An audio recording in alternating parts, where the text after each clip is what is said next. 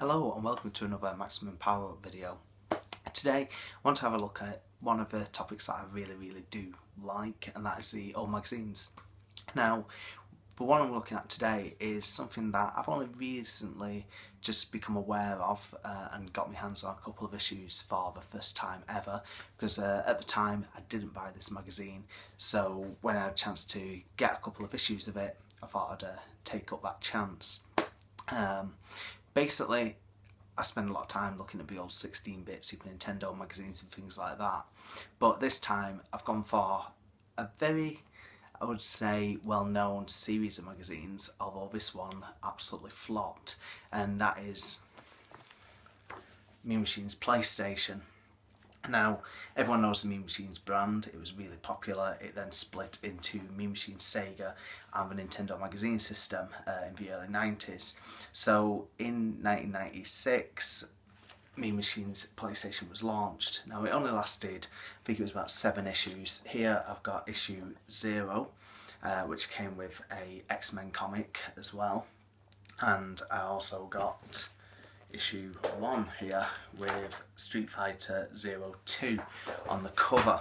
Now, first thing I noticed is we do have these handy little free game guides, size of the PlayStation 1 cases, so quite nifty, just, you know, little secrets and tips and things like that, and you can just obviously detach them and put them into your game case. Anyway, I'm not talking about just the free gifts, talking about what's in the magazine. Like I say, it didn't really last that long. Obviously, you had official PlayStation magazine coming onto the shelves around this time, and then you had obviously the demo discs with it. So at the time, no downloadable demos like we have nowadays. It was a brilliant chance to play, you know, a couple of levels of different games and things. So, just looking at this, like I say, 1996, so quite early on in the PlayStation life.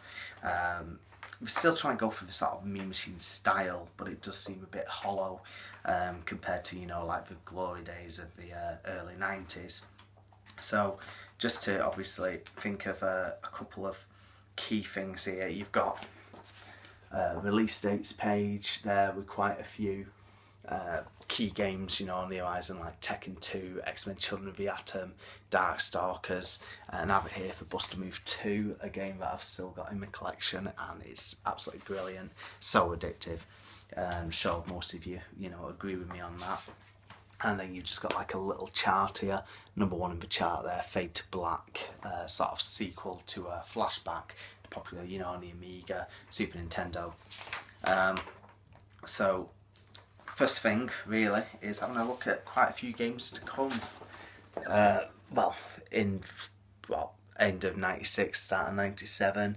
So you've got Tomb Raider there, you've got, what else that jumps out, SimCity 2000, you've got Broken Sword, a massive favourite of mine down here. It's just really weird seeing games like this, and then you know which ones did extremely well, which ones absolutely bombed. You've got a feature here on X-Men Children of the Atom, that being the main feature game on the front cover. I've only recently just played that a little bit.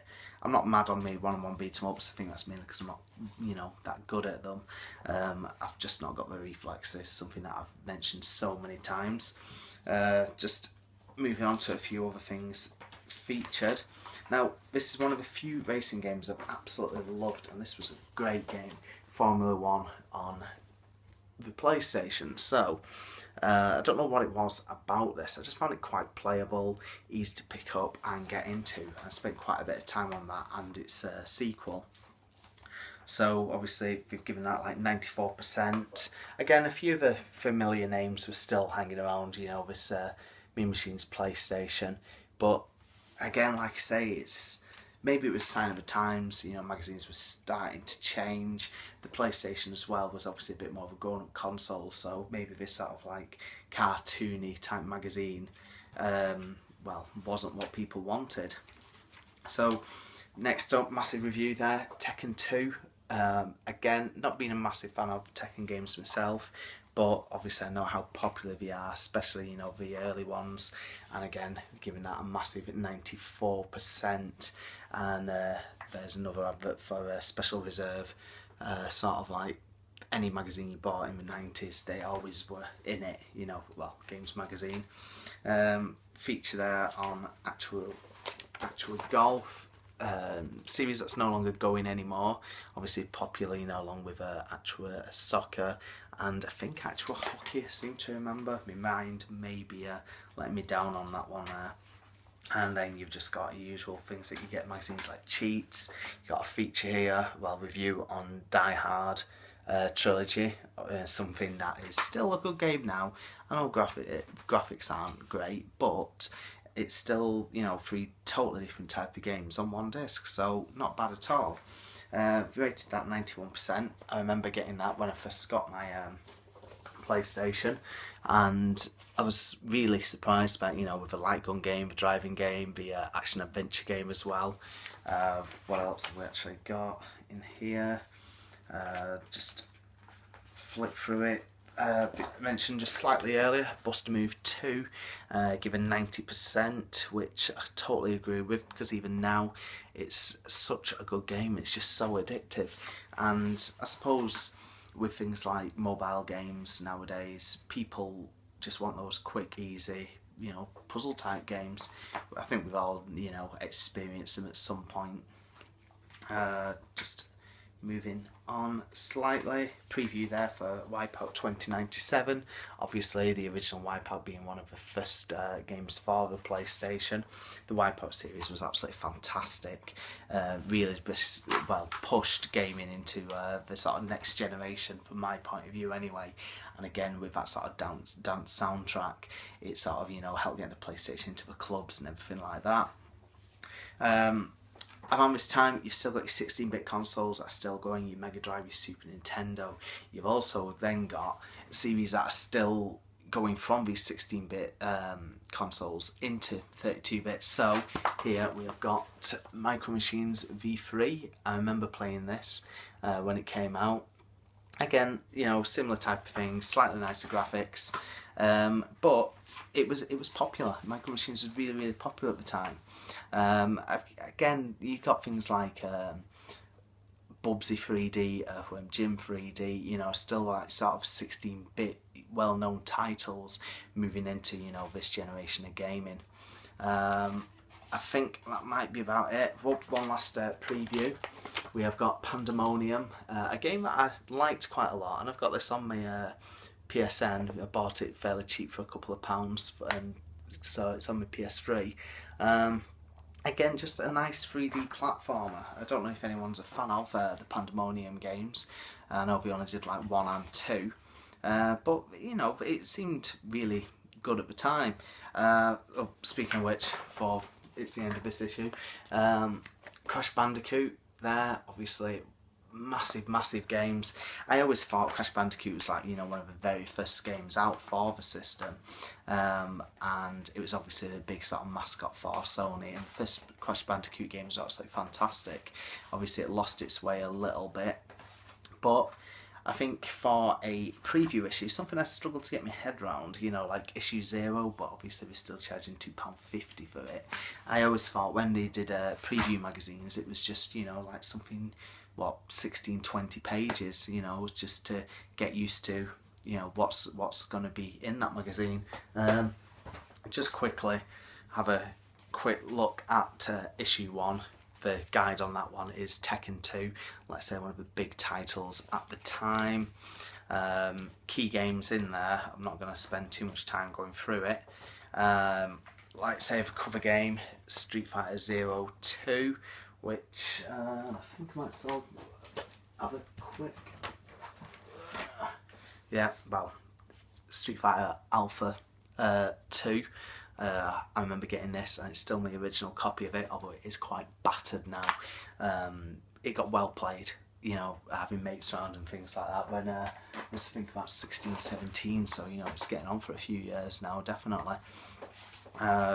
Just quickly flick through that.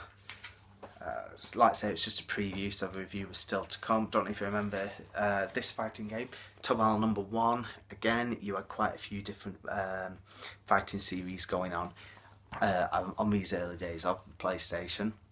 I'd give it 88%. And just to move on a little bit, Bubble Bobble Rainbow Islands. Now this was quite a rare disc up until recently. I've not seen how much it sells for at the moment, but it was 2 classic, games from the arcades onto one disc, 89%. And I remember you used to have to spend like £30 to get that. I'm going back probably about 10 years ago now, so the value may have changed. As I said previously, PlayStation 1 games are getting more and more scarce all the time. Just flick through to see if anything that's totally jumps out. Oh, here we are. Preview for one of the biggest games on the PlayStation, Final Fantasy VII, which is obviously a massive RPG. It was a massive step forward and helped obviously sell so many PlayStations. Nintendo had, the sort of Final Fantasy license. They lost it. Sony came along. Rest is history. And it really did sort of move the Final Fantasy series in a totally different direction. And really, that is about it. Just having a quick flick through there of issue 0 and issue 1 of Mean Machine's PlayStation. Like I said, didn't really last that long. Like a lot of magazines around that era, mid-90s, most of them, they were lucky if they made it to double figures or early double figures. And there's stuff like the official PlayStation magazine, well obviously now aimed at PlayStation 3 and 4, still going, so obviously they did it right. Anyway, hope you just enjoyed a quick trip down memory lane. Keep your eye out for more videos and more of the podcast, and see you soon. Thanks a lot.